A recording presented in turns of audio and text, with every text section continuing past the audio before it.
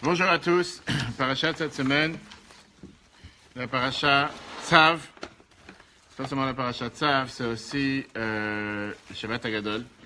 Le Shabbat qui est considéré, qui est appelé le Grand Shabbat. On va parler dans le cours de 14h30 ainsi que dans le cours ce soir à 21h. Quelle était la particularité de ce Shabbat? Pourquoi on en fait un monde d'un miracle de ce qui s'est passé avec des Égyptiens? Apparemment, ça ne nous regarde pas. Ça, si Dieu veut, ça sera le sujet de ce soir, de 14h30. Mais aujourd'hui, on va parler sur un sujet majeur qu'il y a dans la paracha, qui est le Korban Toda, le sacrifice du remerciement. En rappelant à tout le monde que l'application eTorah se trouve sur Apple, se trouve aussi sur Google Play, elle a déjà été approuvée par Apple, et donc chacun peut la télécharger et voir tous les cours du passé, présent et si Dieu veut, futur. Peuple juif, nous sommes schizophrènes du merci. On a l'habitude à chaque fois, pour tout et pour rien, de dire merci. Qu'est-ce que ça veut dire pour tout et pour rien? On voit que le premier mot, la première chose que nous disons tous les matins dans la prière, c'est, avant la prière, la première chose qu'on dit tous les matins, c'est Modéani.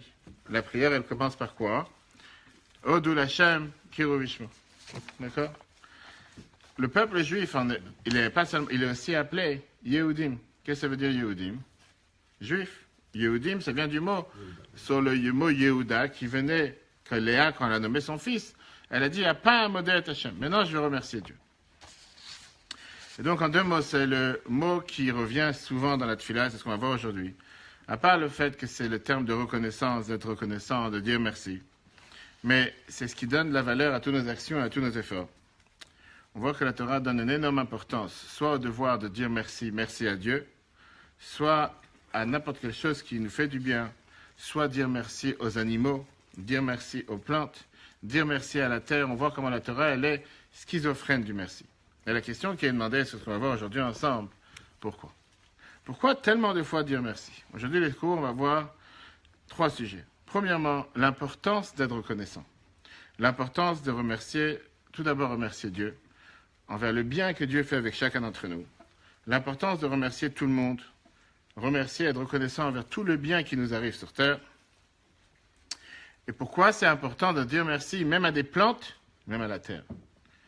Tu vois, fais énormément attention à ça. Comme on l'a dit tout à l'heure, la paracha Tzav de cette semaine termine, si on peut dire, les différents sacrifices qu'on a commencé à voir largement, la paracha de la semaine dernière, dans le nouveau livre Lévitique, on a commencé le livre des sacrifices. Et elle s'arrête sur un sacrifice particulier qui s'appelle le Korban Toda. Qu'est-ce que ça veut dire, le sacrifice du merci? Quand quelqu'un a eu un miracle, quand quelqu'un a eu un sauvetage, il devait amener dans le temple ce qu'on appelait un Korban Toda, le sacrifice du remerciement. Ça pouvait être un mâle ou une femelle, du gros bétail ou menu bétail, avec une poignée de farine, etc.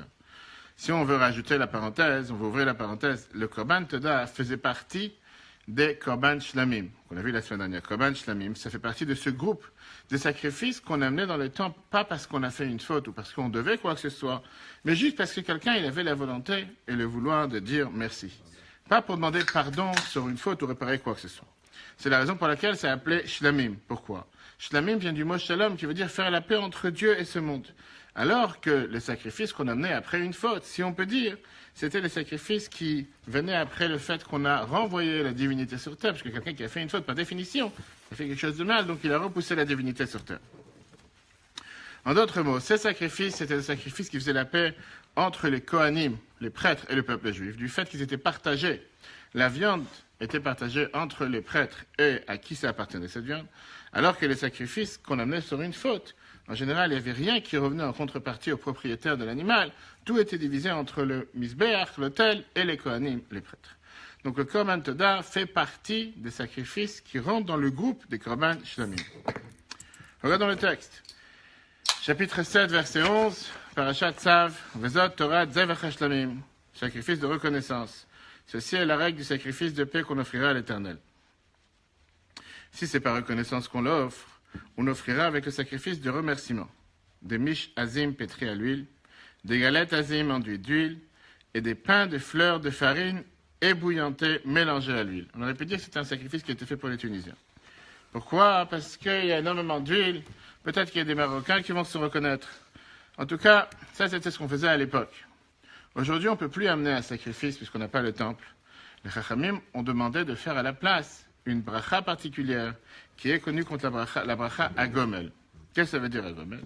Dans cette bénédiction, on remercie Dieu sur un miracle qui nous a fait, malgré que nous ne sommes pas méritants de ce miracle. La première phrase qu'on dit dans Agomel, Agomel le Chayavim, qui veut dire, le Chayavim Tovot, que Dieu il a fait un miracle à quelqu'un, chacun d'entre nous, qui pas forcément on aurait mérité d'avoir ce miracle, et néanmoins il nous a fait ce miracle.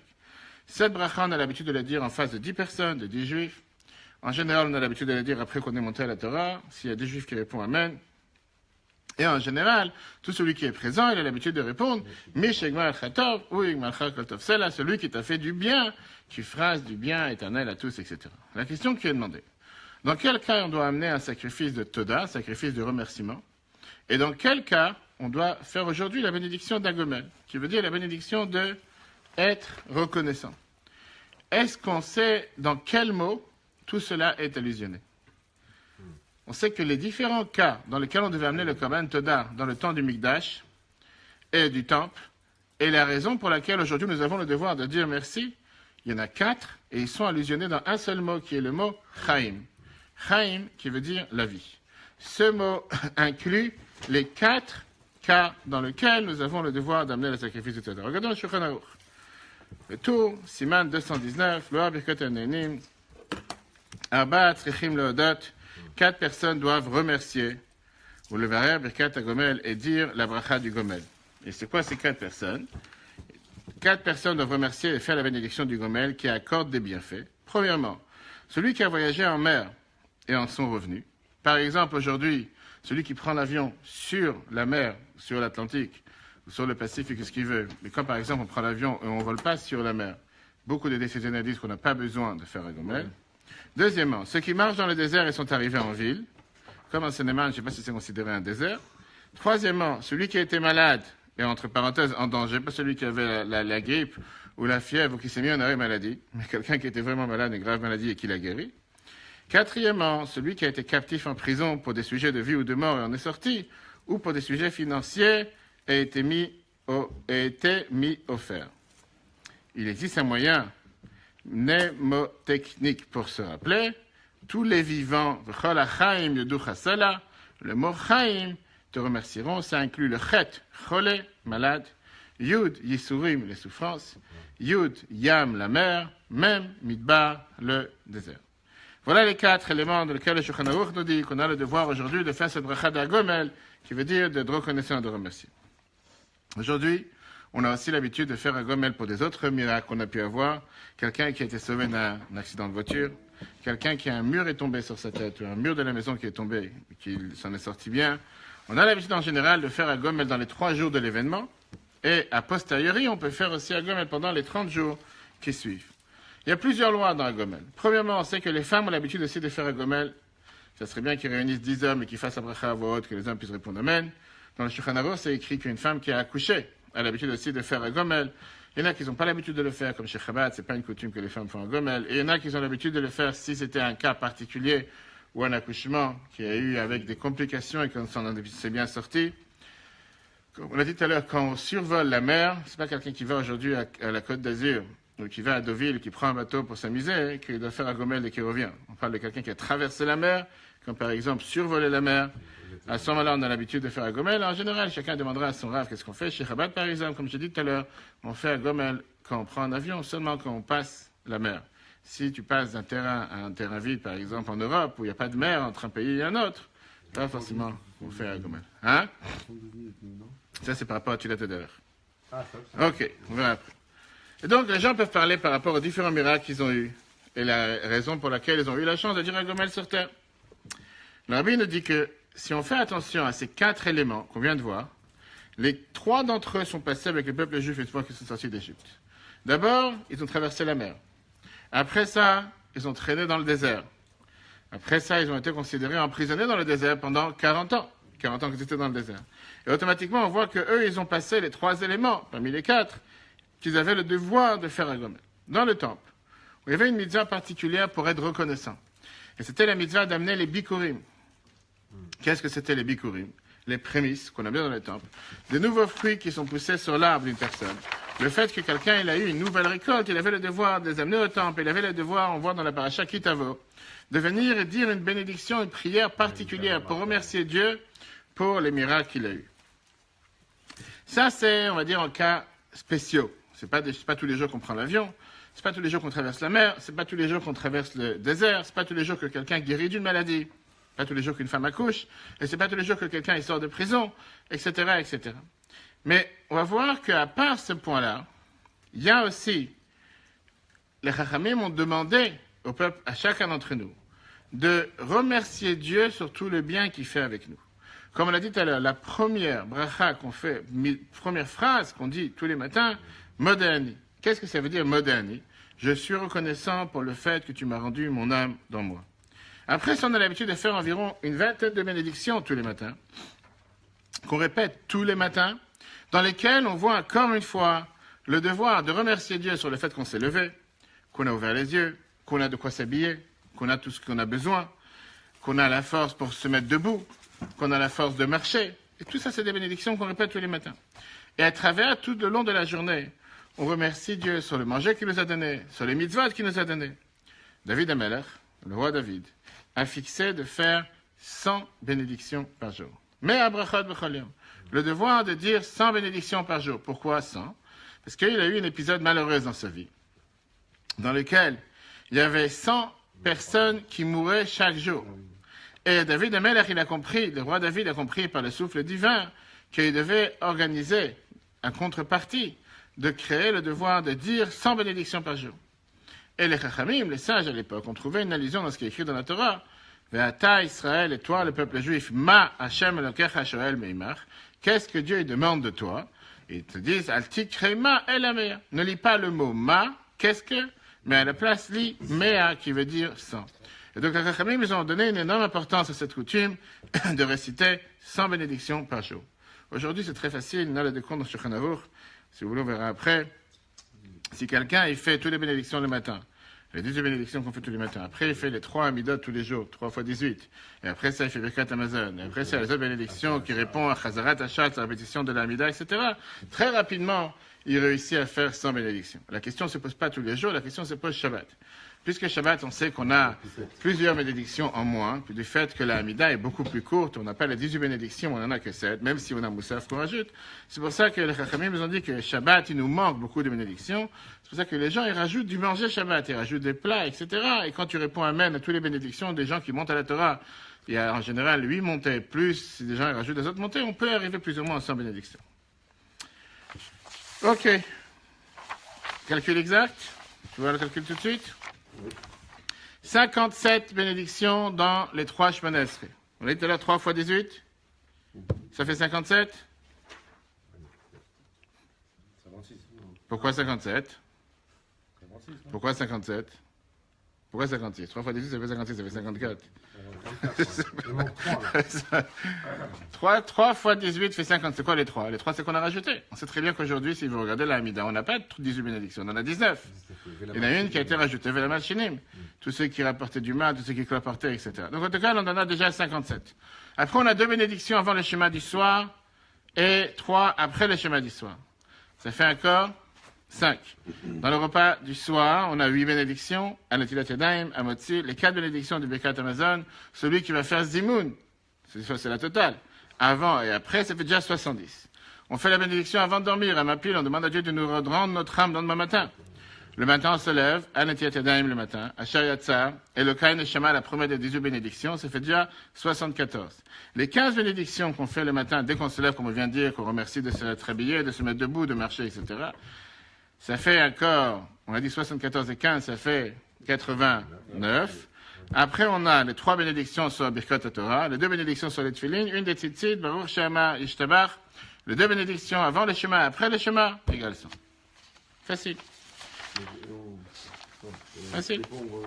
Après, alors c'est ça que je dis, au final, dans tous ces 100, pas forcément qu'on fait tout ça tous les jours. Et c'est pour ça qu'il y a toujours des bénédictions du côté. Pas forcément que tu fais motzi tous les jours quand tu manges. Pas forcément qu'il y a les bénédictions que tu montes à la Torah. Bref, il y a des différents détails. On essaye de faire le maximum pour faire les 100 bénédictions. On voit que la Torah te dit, c'est pas seulement suffisant de dire merci à Dieu. Ça, c'est bien.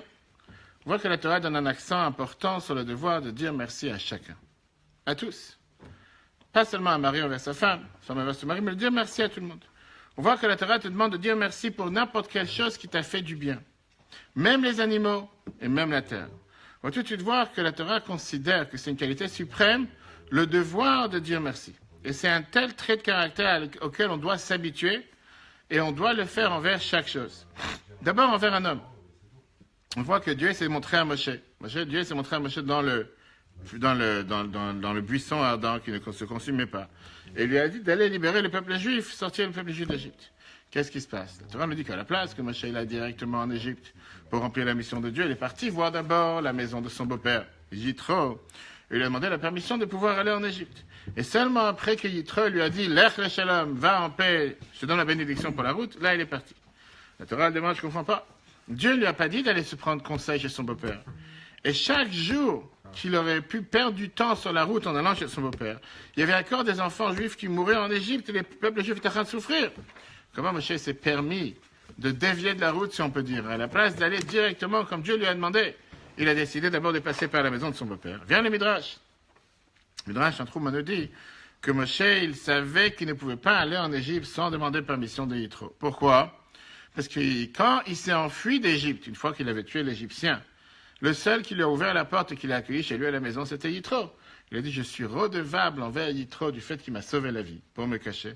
Maintenant, j'ai un devoir d'aller le voir et de lui demander la bénédiction pour la route. La Torah continue plus tard dans le Chumash Dvarim, chapitre 23. Et la Torah, elle te dit, Lot et Ta'ev Mitzri n'a pas le droit de détester un Égyptien qui guerre à Yitaberto parce que nous étions des étrangers dans sa terre, on a vécu dans cette terre. Malgré toutes les souffrances qu'on a souffert en Égypte. Mais le fait qu'au final, nous nous ont accueillis, il ne faut pas oublier qu'au départ, on est descendu en Égypte. Quand il y avait la famine, on a le devoir d'être bien avec eux. Quand Yaakov et ses enfants sont descendus en Égypte, ils étaient, si on peut dire, par force majeure, l'hôtel, l'auberge de Yaakov et ses enfants pour pouvoir survivre. Et la Gemara donne à ça une phrase très connue qui a été reprise dans toutes les langues. Du puits duquel tu as mangé, tu n'as pas le droit de jeter dedans une pierre. D'accord? Regardons la phrase. Babakama, la Gemara Babakama, page 92b, Moré Nevuchim, qui est le guide des égarés, le chiffre 3. Le guide des égarés, chapitre 3. Tu ne mépriseras pas l'Égyptien. Le puits dont tu as bu de l'eau, n'y jette pas une pierre. Ainsi qu'il est écrit dans le Deutéronome, tu ne mépriseras pas l'Égyptien car tu as été étranger dans sa terre. Viens, le Moré Nevuchim Maïmonide nous dit la phrase suivante. Toute personne dont tu as eu besoin une fois, ou toute personne dont tu as tiré profit, qui traverserait un temps difficile, bien qu'il t'ait fait du mal après de t'avoir fait du bien, tu as le devoir de lui rendre le bien pour le passé. Dieu a dit, tu ne mépriseras pas l'Égyptien car tu as été étranger dans sa terre. Pourtant, on sait combien les Égyptiens nous ont fait souffrir après nous avoir accueillis. Mais on ne peut pas oublier le fait qu'au départ, ils nous ont fait énormément de bien. Et le fait qu'ils nous ont fait du bien au départ, on a le devoir d'être reconnaissant. Mais ça ne s'arrête pas aux humains. La Torah te dit qu'on a le devoir d'être reconnaissant même aux animaux. Quels animaux? La Torah, dans le Chumash Shemot, chapitre 22, verset 30, et Rashi te dit qu'on avait le devoir de jeter aux chiens les viandes non cachères qu'on n'avait pas le droit de manger, pour remercier, être reconnaissant envers les chiens qui n'ont pas aboyé quand le peuple juif est sorti d'Égypte. Est-ce que ça veut dire qu'aujourd'hui on doit nourrir chaque chien qu'on trouve? Je ne sais pas. Mais Sefer Chassidim te dit que le chien a aussi une qualité de pouvoir protéger le troupeau des loups. Et donc on a le devoir de lui donner la viande qui reste, qui n'est pas apte à manger pour nous, et pouvoir le donner pour le nourrir. Ça c'est par rapport aux animaux. Par rapport au végétal, la Torah te dit qu'on a le devoir d'être reconnaissant et de remercier les arbres, à tel point que le Midrash te dit qu'il y avait une fois un homme qui a été sauvé de l'ombre qu'il a eue dans un très bel arbre, et c'est la chanson qu'on chante en général, Toubijuat, et il a dit la fameuse chanson, Ilan, Ilan, Bameh Avarecha, arbre, arbre, avec quoi je peux te bénir? Il a dit que la seule chose que je peux te bénir, c'est que tes fruits, tes plantations soient aussi douces que toi, soient mieux que toi, etc. Et on voit comment la Torah nous a dit il y a quelques semaines le devoir d'être reconnaissant envers le minéral. Qu'est-ce que ça veut dire envers le minéral? Les 3 premiers plaies qu'on a eus en Égypte. On sait très bien que ce n'est pas Moshe qui les a donnés, mais c'est Aaron, son frère. La Torah nous dit qu'Aaron a dû frapper le rocher, et à ce moment-là, il a frappé le Nil, et il a transformé l'eau en sang. Pourquoi ça? Et après ça, il a dû frapper une deuxième fois le Nil. Et il y a une grenouille qui est montée. Après ça, il a frappé la terre. Et il y a les poux qui sont arrivés partout chez les Égyptiens. Et Rachi, sur place, te donne la raison. Pourquoi c'est Moshe qui l'a fait? Et pas Aaron. Parce que Moshe devait être... Pourquoi c'est Aaron qui l'a fait, merci, et pas Moshe? Parce que Moshe devait être reconnaissant à l'eau et à la terre qui ont sauvé sa vie dans le passé. L'eau l'a sauvé quand sa mère l'a mis dans un berceau sur le Nil. Et la terre l'a sauvé quand il a tué l'Égyptien. Il a été enterré dans le sable. Et il a disparu que personne ne puisse savoir où il est, comme les serpents qui se cachent dans le sable. Qu'est-ce qu'on voit d'ici? On voit que la Torah elle te donne le devoir d'être reconnaissant, d'être makir tov. Pas seulement envers un humain, pas seulement envers un animal, pas seulement envers le végétal, mais même envers le minéral. On voit que la Torah elle te dit qu'a priori, tu penses vraiment que parce qu'il va taper avec son bâton sur le Nil il va avoir mal, quelque chose va lui passer. La Torah dit, c'est pas toute affaire. Même si le Nil ne ressent rien, même si le fleuve ne ressent rien, toi, tu as été sauvé du Nil, ne va pas cracher dans le Nil. Contrairement à notre cher ami Pharaon, c'est très bien qu'est-ce qui s'est passé avec lui, qui se tenait comme que le Nil était son Dieu et qu'il allait faire ses besoins dans le Nil tous les matins. Ça montre la face cachée de tous nos amis, sans dire de nom ni citer qui que ce soit. Mais la réalité que la Torah nous raconte, c'est incroyable quand tu réfléchis. Tu dis que c'est ton Dieu, et qu'est-ce que tu vas faire tes besoins dans ton Dieu tous les jours? Ok. Maintenant, la question qui est demandée est la suivante. Ça, c'est du passé. Qu'est-ce qu'on a besoin aujourd'hui de se prendre la tête et de dire merci? Pourquoi dire merci? Pourquoi on a un tel hidour, on a une telle schizophrénie dans la Torah de dire merci? Est-ce que tu dois dire merci à ta femme tous les jours, 3 fois par jour? Est-ce que tu dois dire merci à ton mari tous les jours, 3 fois par jour? Où c'est écrit que tous les matins, tu dois te lever et dire à ta femme, je te remercie d'être ma femme, je te remercie d'être là pour moi, je te remercie de t'occuper de moi. Je suis sûr que tous ceux qui sont ici présents le font. Mais la question qui est, est-ce qu'il y a un tel devoir? Et c'est ce qu'on fait tous les matins moderni. Tous les matins, je te remercie de pouvoir marcher, je te remercie de pouvoir parler, je te remercie de pouvoir faire ce que j'ai à faire. Ça, je te dis une fois par semaine, une fois par mois, le jour d'anniversaire de mariage, une fois par an. Pourquoi tous les matins répéter la même chose? Le matin, le soir. La Torah te dit la chose suivante. Le devoir, hein? Qu'est-ce que tu disais? Anniversaire de mariage, je ne pensais. Anniversaire de mariage, tu vois. C'est dans pas longtemps. La Torah te dit que tu dois être reconnaissant envers une personne qui t'a fait du bien. Parce que d'abord, tu lui montres comme quoi tu valorises l'effort qu'il a fait envers toi. Si jamais tu ne reconnais pas le bien qu'il t'a fait, c'est comme si tu renies le bien qu'il a fait avec toi. Et le fait d'être reconnaissant d'abord, c'est de vouloir reconnaître qu'il a fait un effort pour toi. Et pour ça, tu as un devoir de dire merci. Mais c'est pas suffisant parce que, d'a priori, comme on l'a dit tout à l'heure, c'est pas pour ça qu'il faut le dire tellement de fois et tous les jours. Si le seul but de pouvoir être reconnaissant, c'est juste de rendre un remerciement à la personne qui t'a fait du bien, pourquoi la Torah te dit de faire ça par rapport aux animaux? Par rapport à une plante, par rapport à la terre, ni ils comprennent ce que tu as dit merci. Tu peux te mettre devant une fleur et dire merci pour être là aujourd'hui. Je ne sais pas si tu as fait une grande différence, et c'est pas grâce à ça qu'elle va bouger, qu'elle va pousser mieux. Peut-être que les gens mystiques savent parler aux fleurs. Pareil avec la terre. Si le but d'être reconnaissant, c'est pour montrer à la personne comme quoi tu reconnais le bien qu'il a fait avec toi, c'est pour ça que tu es reconnaissant. Parce que tu reconnais l'effort que la personne a fait avec toi. Parlons clair. Le fleuve, il a fait un effort en portant Moshe. Un fleuve, il fait un effort par ça qu'il a porté un berceau. La terre, elle a fait un effort par ça qu'elle a caché l'Égyptien que Moshe il a tué. Une plante, l'arbre, il a fait un effort du fait qu'il t'a donné de l'ombre. En quoi il a travaillé? L'arbre, il est là depuis 100 ans et il sera là encore 100 ans. En quoi il va faire quelque chose de différent? En quoi il est considéré quelque chose de mieux? Ou en quoi tu as besoin d'être reconnaissant parce qu'il a fait un effort envers toi? Même si on va dire que l'eau a fait un énorme effort de te porter sur l'eau. Je ne sais pas si c'est vraiment l'eau qui ressent qu'il a fait un effort. C'est pas parce que tu as dit merci que tu as changé quoi que ce soit. Viens la paracha de cette semaine nous enseigner quel est l'aspect, quel est le regard juif sur le devoir de dire merci. Que c'est beaucoup plus important et beaucoup plus profond qu'un simple fait de reconnaître le bien que tu m'as fait ou l'effort que tu m'as fait. C'est pour ça que je dis merci. On va voir ici de 2 manières.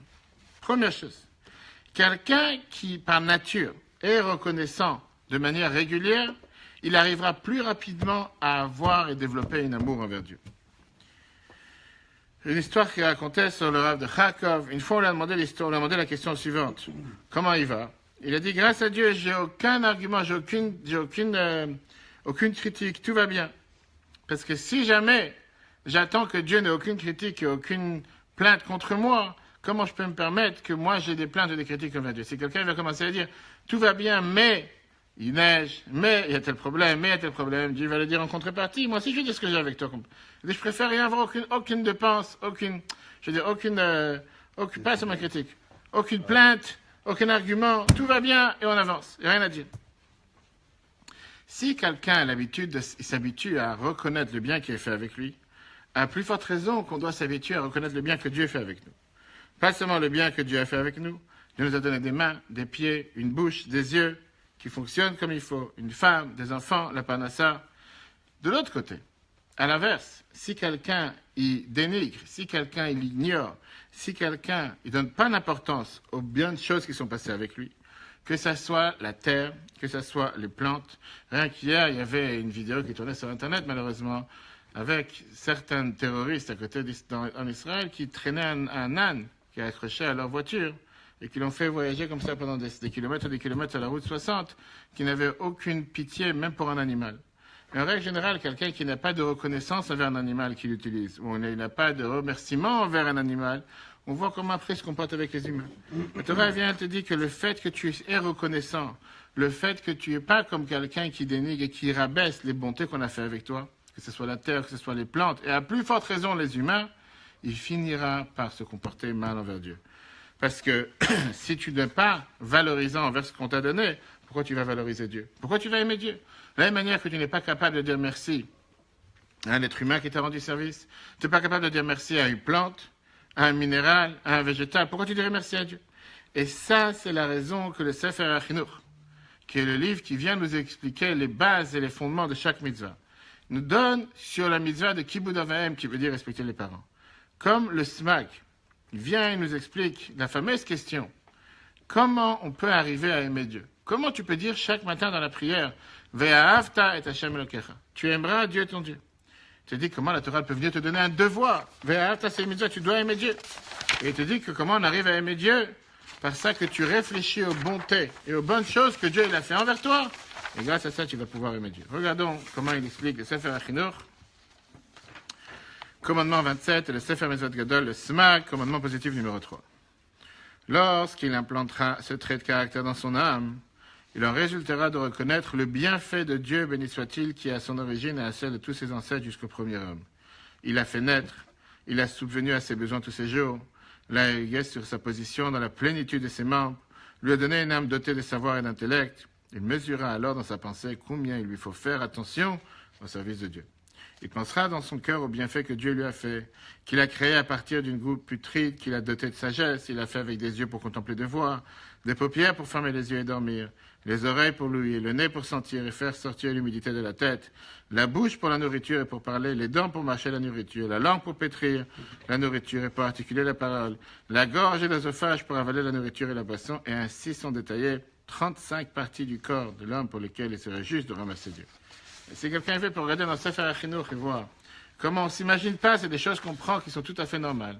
Mais c'est vrai que quand aujourd'hui, tu vois, quand j'ai la chance de pouvoir aller dans les hôpitaux, visiter les malades régulièrement dans les prisons, et quand tu vois des gens malheureusement qui ont un problème, qui ne peuvent pas avaler de manière normale, qui ne peuvent pas aller évacuer de manière normale, ne peuvent pas bouger de manière normale, combien on se rend compte la bonté que Dieu a fait avec chacun d'entre nous.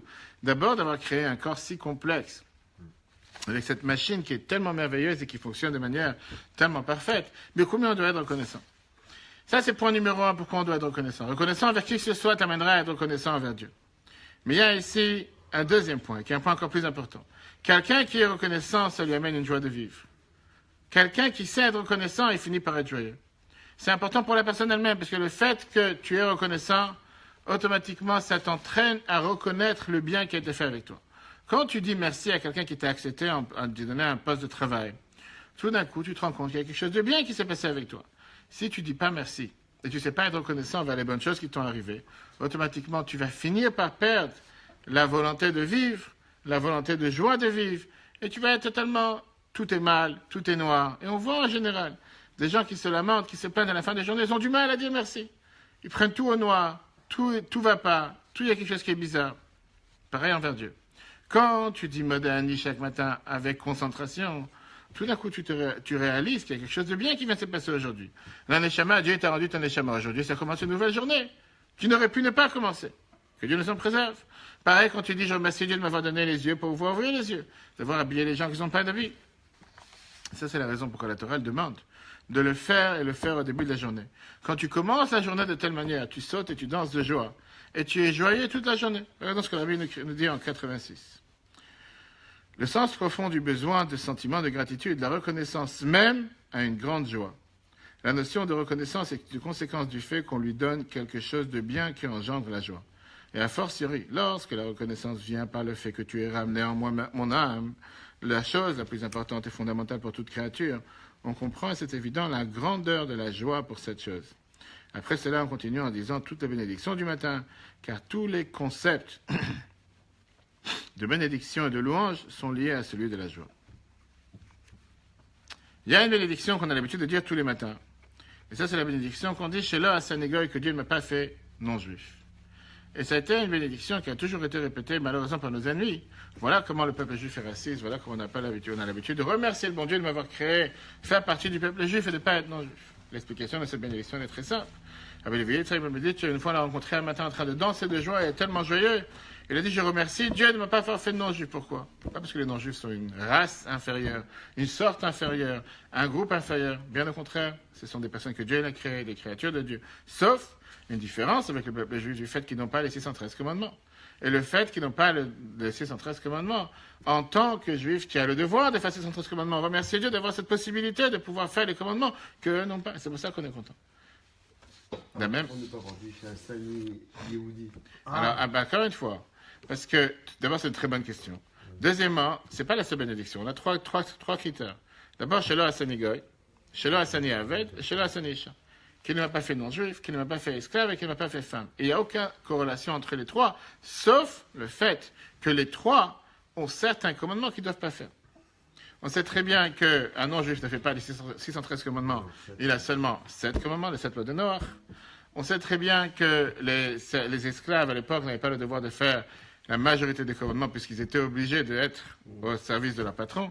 Et une femme était exemptée, comme on l'a vu longuement dans le cours la semaine dernière, des mitzvot qui sont des mitzvot positives, qui dépendent du temps. Automatiquement, quand je sais que moi j'ai cette possibilité de pouvoir le faire, pour ça je saute de joie. Je dis, maintenant quelqu'un qui dit cette bénédiction et qui fait aucun commandement, il a un problème. S'il dit cette bénédiction tous les jours, je sais pas, c'est vrai, mais il dit, je remercie le bon Dieu que j'ai la possibilité de faire 613 commandements. Et en deux mots, c'est pour quelqu'un d'autre. Qu'est-ce que tu remercies? En quoi tu te sens vraiment différent? Ça doit prendre. La réalité, elle est qu'aujourd'hui, on aime toujours avoir beaucoup plus, matériellement et bien sûr parfois spirituellement. La clé de la réussite, la clé de la joie pour pouvoir réussir dans la vie, c'est de faire attention à ce qu'on a. À la place de se focaliser sur ce qu'on n'a pas, faisons en sorte de se focaliser sur ce qu'on a. Et dire merci à l'autre t'apprend ce trait de caractère de savoir être reconnaissant et remercier pour ce que tu as. Une histoire qui est racontée sur le malheureux épisode avec Rabbi Meir et Brouria. T'as entendu parler une fois? Le Midrash nous raconte comme quoi les 2 enfants de Rabbi Meir sont décédés. Sa femme Brouria les a cachés quelque part. Et elle a demandé à Rabbi Meir la question suivante. Elle lui a dit, si quelqu'un te donne un gage et il te demande de reprendre le gage, qu'est-ce que tu vas faire? Rabbi Meir, il a répondu, je remercie à la personne le temps qui m'a laissé le gage chez moi à la maison. Je pouvais utiliser la machine, je pouvais utiliser l'argent, etc. Brouria lui a dit, Dieu nous a donné ses enfants comme gage, et maintenant Dieu les a pris. Maintenant c'est un moment de remercier Dieu pour le fait qu'il a repris ses enfants. Que Dieu nous en préserve, ça arrive à personne. Et ça, c'était la vision de comment Rabbi Meir, il savait reconnaître Dieu même sur un cas qui était tellement malheureux. Il y a une lettre très connue que le Rabbi écrit à une personne qui dit, je suis marié, j'ai 2 enfants, et je n'ai jamais vu du bien dans ma vie. Cette phrase. Il a des problèmes de parnassa, problèmes de gagne-pain, et il a aussi des problèmes de santé. Et il dit au Rabbi, j'ai jamais vu du bien. Le Rabbi lui dit la chose suivante. Comment tu peux oublier tout le bien que Dieu a fait avec toi dans ta vie? Et le Rabbi lui dit comment quelqu'un doit faire attention à ne pas être, le contraire de reconnaissant, de ne pas reconnaître le bien que Dieu a fait avec toi. Pas seulement ça, le Rabbi te dit que le fait que tu parles d'une telle manière, c'est là la cause pourquoi tu as des problèmes dans la parnassa, tu as des problèmes de santé. Le fait que tu n'étais pas reconnaissant avec le bien que Dieu a fait avec toi. Je vais vous lire la lettre. C'est la lettre 4090. Vous pouvez la trouver dans le livre. En réponse à ta lettre, que tu m'écris ta situation, que toute ta vie tu n'as pas vu du bien, tu ne reconnais pas la contradiction qu'il y a dans ta lettre. Quelqu'un que Dieu a fait en sorte, qui s'est marié et qu'il a eu 2 enfants, que tu dises que tu n'as pas vu du bien dans ta vie. Tu es Rakafoui, tu renies le bien qu'il a fait avec toi de manière inestimable, c'est insupportable. Des centaines de milliers de personnes prient tous les jours pour être bénies d'avoir un enfant. Et ils auraient donné tout ce qu'ils peuvent pour pouvoir avoir un fils unique ou une fille unique. Et toi, certainement, tu as reçu cette bénédiction, certainement sans avoir prié exceptionnellement dessus. C'est une manière naturelle. Tu ne reconnais pas la richesse et la bonté que Dieu a fait envers toi. Mais le rabbi continue en disant la chose suivante. Pourquoi je t'écris ces choses-là? Parce que c'est peut-être la raison pour laquelle tu as des problèmes de santé. Et pourquoi tu as un manque dans la parnassa? Parce que tu ne reconnais pas la bénédiction que Dieu il a fait avec toi dans des choses qui sont beaucoup plus importantes que la santé et la parnassa. C'est la bénédiction d'avoir des garçons et des filles qui vont dans le chemin que Dieu leur a tracé. Et quand tu vas commencer à servir Dieu avec une vraie joie, une joie profonde, c'est sûr que Dieu va te rajouter dans la bénédiction de la santé et de la parnassa. Le rabbi termine avec le Zohar, Parashat Tetzaveh, que parfois quelqu'un qui est tellement kafouï tova, qui renie tellement le bien qui est fait avec lui, il peut des fois perdre la bracha que Dieu lui a donnée. C'est ce que le rabbi dit à cette personne-là. Tu ne te rends pas compte que la source pour avoir la bénédiction, c'est d'être reconnaissant de Dieu merci. Et quand quelqu'un n'est pas reconnaissant, Dieu dit, tu sais quoi, c'est avec tout ce que je t'ai donné comme bien, tu oses dire que tu n'as pas de bien, que rien ne va bien. Même ce que tu as comme bien, tu ne vas pas l'avoir. Ça ne sert à rien d'avoir ce bien-là. Très belle histoire qui racontait parmi les fameuses histoires qu'on répète sur le devoir d'être reconnaissant, c'est les histoires de Triat et Metim, la résurrection des morts qui s'est passée avec Eliyahu Hanavi et Elisha Hanavi. Quand Eliyahu il était invité chez une femme dans laquelle son fils est mort, Eliyahu il a prié à Dieu qu'il fasse revivre son fils. Et qu'est-ce qui s'est passé? La Torah nous dit que dans le roi Mlachim, on nous raconte, chapitre 1, verset 17, que l'enfant il a revécu. La même chose s'est passée avec Elisha et la femme Shunami dans Mlachim, chapitre 2. Le Midrash nous dit la chose suivante. Si jamais Eliyahu et Elisha ils auraient pu faire revivre les morts, pourquoi ils n'ont pas pu faire revivre leurs parents? Pourquoi faire revivre juste ces enfants-là? Le Midrash nous dit ils voulaient être reconnaissants envers une personne qui les a invités alors qu'ils n'avaient pas besoin de les inviter. Le fait qu'une personne a agi envers eux de manière mieux que la norme, de manière mieux que la loi, ils n'avaient pas le devoir de les inviter, ces femmes-là. Ils n'avaient pas le devoir de les recevoir. Ils auraient pu dire, il y a des hôtels sur terre. Pourquoi ils ont besoin de... Automatiquement, ils ont décidé de pouvoir, pas seulement leur payer en contrepartie, mais en étant reconnaissants en faisant un tel miracle. Quand on parle du rabbi de Lubavitch, on sait combien le rabbi nous a appris le devoir d'être reconnaissant. Le rabbi était toujours reconnaissant, remercié à tout celui qui lui a amené un cadeau, qui lui a amené un livre. Même si c'était un petit enfant qui passait dans le delà du dimanche et qui bénissait le rabbi pour son anniversaire, une des histoires qu'il racontait, comme quoi Rabbi Zalman Vilenkin, qui était le professeur du rabbi, quand le rabbi était enfant, Rabbi Zalman, il était à Paris pendant la guerre. Et le rabbi, il a tout fait pour lui envoyer les papiers qu'il avait besoin pour venir en Amérique. Pendant qu'il a vécu en Amérique, le rabbi l'a énormément donné du kavod, de l'honneur, et même dans son enterrement, le rabbi l'a accompagné jusqu'au cimetière, le rabbi l'a porté la tombe, le cercueil, et il a payé un tiers des dépenses de l'enterrement. Pareil, sa fille, une fois, devait avoir une opération, et chaque fois qu'elle devait manger par la bouche ou boire, c'était avec des énormes souffrances. Le rabbi a demandé à son mari de venir une fois dans le fabrique, dans l'audience privée, et pas seulement de se rapprocher, mais de donner de l'chaim, une bouteille de mashke, un vodka. Il lui a dit qu'il distribue un peu ici et le reste de la famille. Et il a dit qu'il donne aussi à sa femme quelque chose de l'chaim. La famille, elle a vu un moment où les docteurs n'ont pas voir. Quelqu'un qui est à l'hôpital, c'est pas forcément la meilleure des choses de lui donner un peu le chaim.